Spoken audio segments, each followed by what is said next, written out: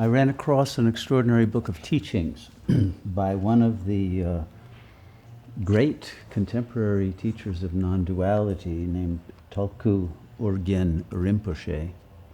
It's called Vajra Speech. And I wanted to read some of the teachings from this book. We should have his photo on the wall. So can you find one? Okay. I'll start from the beginning because there are so many interesting and very subtle points in it. I may end up going through the whole book over a period of meetings.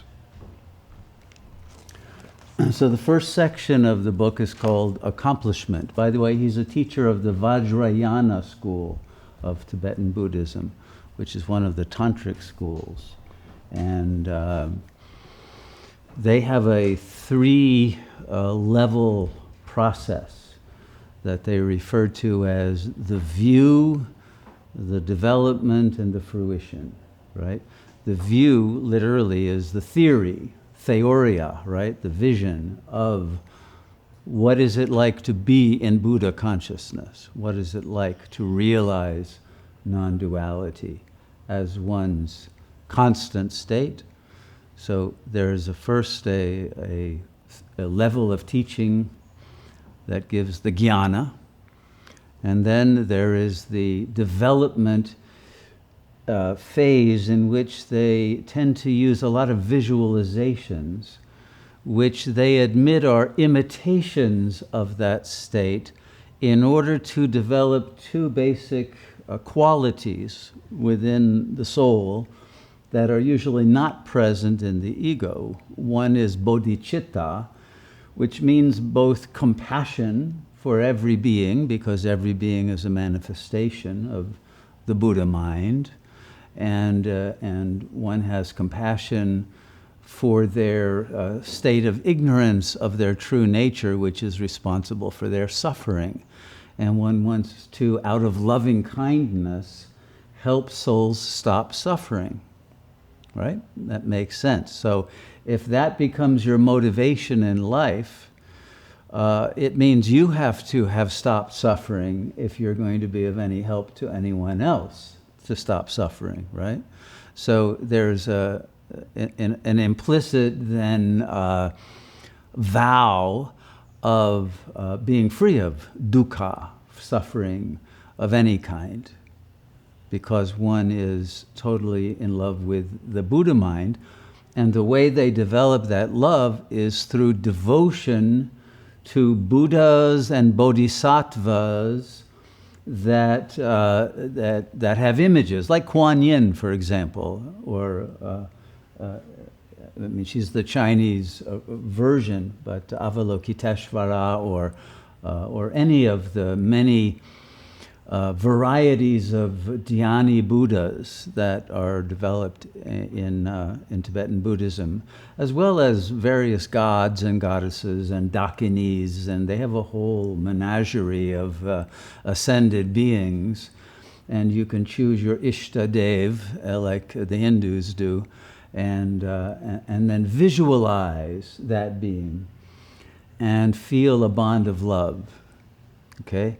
Now they admit that, and they don't hide it from the students, that this is purely a projection of love that actually should be turned inward. It shouldn't be turned toward an image of a goddess or a Buddha or any of that.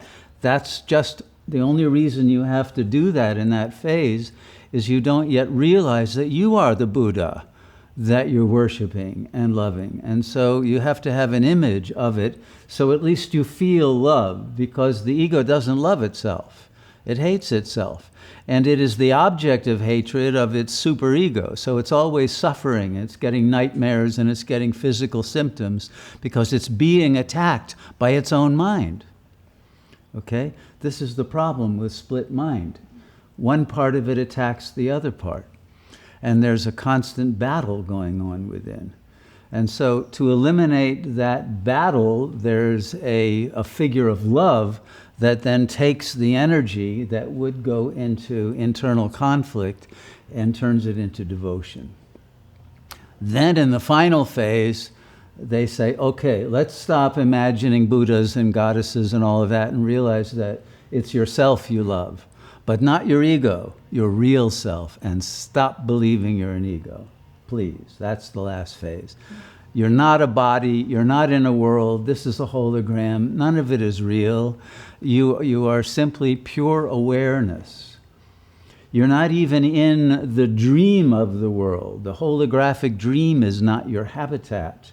You are the transcendent self that is like a mirror that contains the dream as a reflection, but the reflection is not really part of the mirror. It's temporary. And when the reflection is gone, all you have is the gleaming light of the mirror itself. That's who you are. And so if you can reach that realization, then you know what Buddha mind is. And you realize that that's all that is, because everything else is just part of a simulation that is a flux. It's temporary. Nothing has reality within the realm of form and duality. What is real is only consciousness itself. And consciousness itself is blissful. Always. And it's eternal.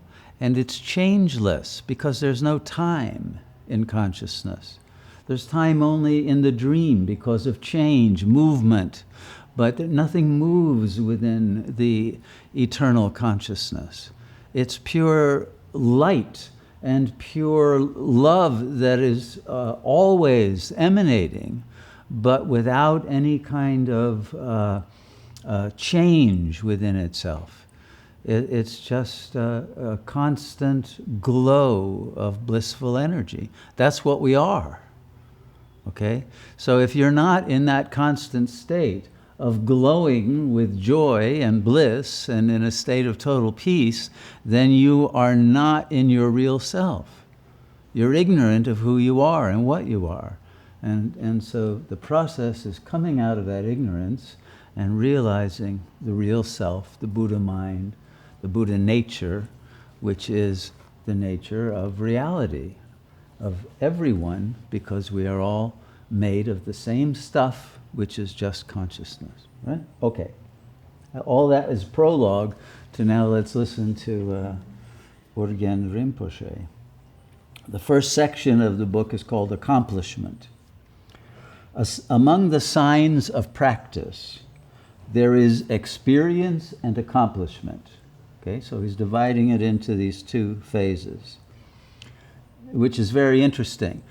Even in the preliminary phase, people will have experiences of momentary joy or bliss, or even think they went through ego death, and they'll talk about it as if I reached enlightenment and all that. It's not true, of course. You can have a glimpse, you can have an experience, but that's not the same as realization, okay?